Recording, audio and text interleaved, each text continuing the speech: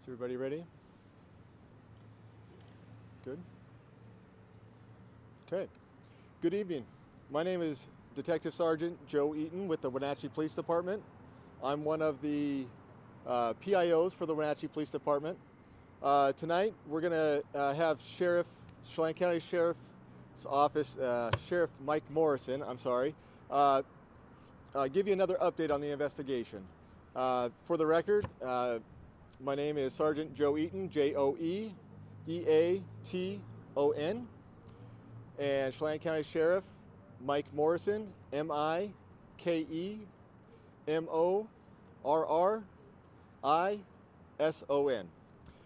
Tonight he'll deliver his updates, and then at the conclusion of his update, we'll have about 5 minutes for questions. With that, I'll turn it over to Sheriff Morrison. Thank you, Sergeant. Try not to disturb anyone's microphones here. Do appreciate everyone coming out. We don't have as much information to provide today, but we have been working tirelessly throughout the day with our federal resources, state resources, neighboring agencies. As always, I'd like to start off just by recognizing the Decker family, let them know they're still very much in our thoughts and our prayers. We've been working hard. Peyton, Evelyn, and Olivia are clearly a motivating force for us. A lot of our guys are working with sleep deprivation, but their thoughts are always on the girls and making sure that we're staying motivated and getting the results the family expects out of us. So, as we mentioned before, not much to go off of. We have been following leads thanks to the FBI and their analysis team that has been going out, processing social media leads throughout the nation, not just here locally. Following up those leads, we've been assigning detectives, marshal services, representatives to go out and do interviews. We also appreciate the nation police departments. We had one in McCall, Idaho today, was doing follow-ups for us. So we're not just keeping our focus here within Chelan County, we're also focusing nationwide on other leads that are coming out. Again, thank you to those police departments, sheriff's offices, state agencies across the nation that have stepped up to assist us and giving us the additional resources that we desperately need. Clearly, this is not the outcome we wanted to see. We were hoping that we could find Travis today, but we are feeling optimistic thanks to our marshals department that has come through and tracked down some good leads that we feel are giving us more of an insight into Travis's mindset, where he may have not gone or may have gone to. And we'd also like to thank the FBI and their behavioral analysts unit that has also gone through, done an assessment of some of the interviews that we've had regarding Travis and made a determination on maybe what his thought process was, what decisions he might have made, and where he had gone. In addition to our detectives also following through some of the financial documents, tracking areas that he had previously frequented, and we're optimistic that we will find him shortly. We'd also like to thank Spokane County Sheriff's Office for coming out, Sheriff Knowles, having their helicopter fly from 6 o'clock this morning to 11, as I understand it. At 11 o'clock, our helicopter was also on ground at the fish hatchery in Leavenworth to fly the Icicle Creek. We also deployed our Swiftwater rescue team to go through there and start searching the creek in cases that Travis did enter in there. The water is running pretty quickly now thanks to the spring runoff, but we're optimistic that with our air units up in the sky, looking over the terrain, is definitely diverse when you're talking about the amount of acreage that we're covering, that we're doing the best we can. We also want to thank Sheriff Myers down in Kittitas County for deploying some of his search and rescue units, checking trailheads on the backside of Chelan County to see if there's any opportunity that Travis might have made it out to that location. We have learned so far through our investigation today that he is well versed in outdoor survival. And talking with his father, it sounds at times that he would go out and would be leaving off grid for sometimes up to 2.5 months. So we also understand too that he at times would do caching. So we understand that that's a possibility that he could have scoped out this area before, put supplies out there, and has the ability and the knowledge to survive for a long period of time. We saw this before a couple years ago when we assisted Kittitas County with a similar case. So we are putting our resources out. We saw our SWAT team today out off the Icicle drainage, checking residences through there, in addition to us still having units out on the ground, continuing to check, in addition to expanding out and looking at local counties. So we're going to continue to do what we need to do, partnering with our federal partners. We will again want to say thank you to the FBI, Homeland Security that has assisted us more yesterday. Also going with the Marshal Services, the Washington State Patrol that has been working alongside of us, along with their detective units. And we've also had a forensics electronic detective going through the cell phone and other electronic items that we've collected on the scene. So we're hoping to gather more information, take that intel that we've gathered today, and continue to press on tomorrow. But at this time, we have not found Travis. My message is still the same.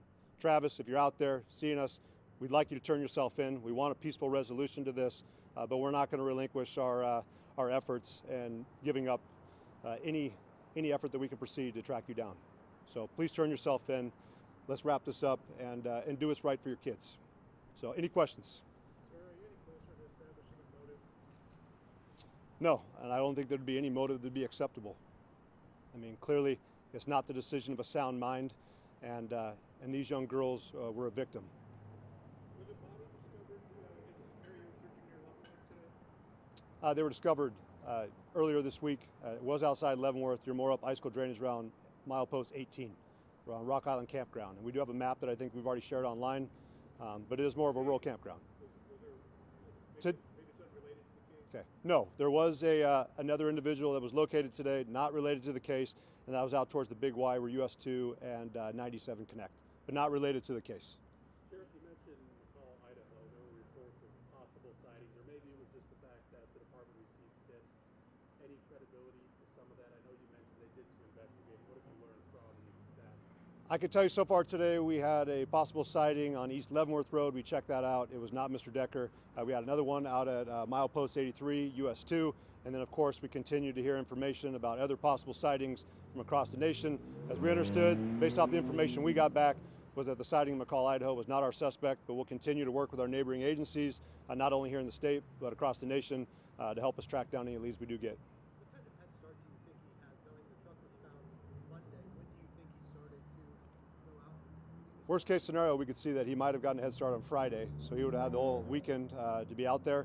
But we're still tracking it down. We will have our autopsy results. It should be coming back tomorrow, and we'll get a better idea of what kind of time frame we're looking at. Is there any knowledge that you guys might have of him possibly making his way back to Wisconsin, where he's from? We're not ruling anything out. So, I mean, we have been in touch with agencies, of course, across the nation, and just tracking down leads. We are aware of other connections he has. We've interviewed friends, coworkers. We're optimistic that we can track down his location. Sir, you left this truck behind.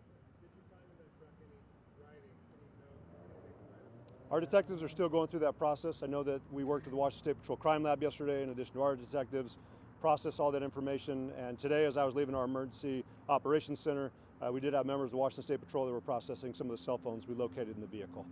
What military training does he have that could be a factor in his ability to elude authorities? We do understand, and we're getting more confirmation, that he might have possibly gone through mountain survival school. But we also know, too, that he's been an outdoorsman since he was a kid. Talking with a parent, it seemed like this was something that he was attracted to, liked doing in his free time. So clearly some of the knowledge he's probably acquired throughout his lifetime, in addition to the training he might or might not have acquired through the Army, is something that we're taking into consideration. But we do want to validate what trainings he's actually gone through, and we do have some U.S. Marshals tracking that down as well. Sheriff, what is your reaction to the fact that he's been out and about, you said, for as long as 2 months? Does that give you room for pause that he is no stranger to being out and living off the grid for so long? Well, we're certainly an agency that learns from the past. I mean, we saw this before, I believe, around North Bend. I don't know how many years ago that was, where they had an individual who had been involved in a similar incident and then had dug himself a bunker out there. So we take that in consideration that he may be aware of our surroundings, has the ability to survive, and that's going to certainly make it more challenging, but we're up for that challenge. I mean, we recognize that 87% of our county is not accessible by road. We've been dealing with that over the last 125-year history of this agency, so we're no stranger to that. We're aware of our terrain, and we'll continue to work with our federal partners and U.S. Forest Service that has stepped alongside of us to assist us in possibly closing down some of the trails in the area in order to ensure, of course, that the environment stays safe for anyone who may come to visit, but that we also have access to go through there and start checking all the trails and locations that we believe he may recreate. Sheriff, the longer this goes on, what concerns do you have about, you talk about the fight or flight mentality and when desperation kicks in. Obviously there's that survival skills element of it, but the longer it goes on, I mean, we've seen where things often go. Do you have concerns for whether it be those who are out looking for him, just kind of where this could all come together and that mentality someone may have when desperation mode kicks in?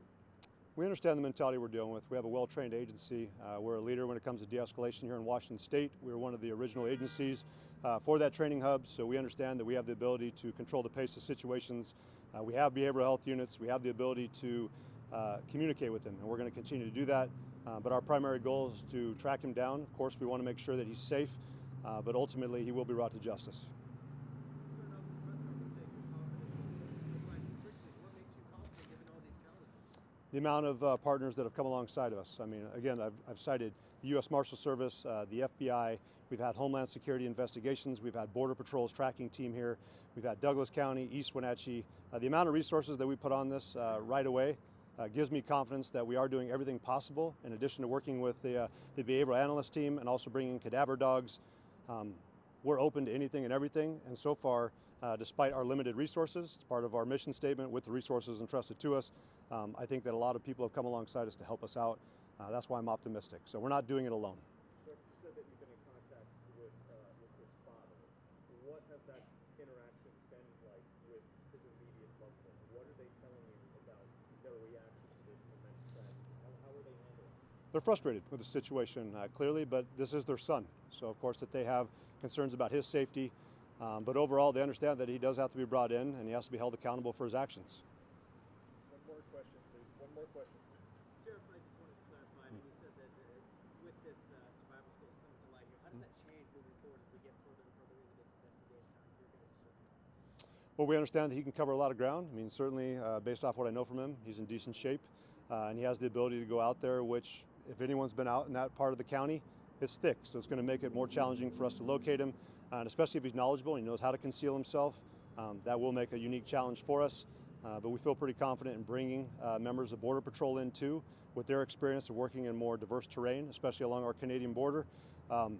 We have people who are experts in that field as well, and also excel and have the military training as well. I mean, we recognize he's not a subject matter expert. I'm not going to glorify him in that sense. I do appreciate his service, but overall, we have other men and women who are assisting us who are also military veterans and have that kind of background and experience. And I would certainly point out our Forest Service deputy that was able to immediately locate it as soon as we got information about a general area where he's at.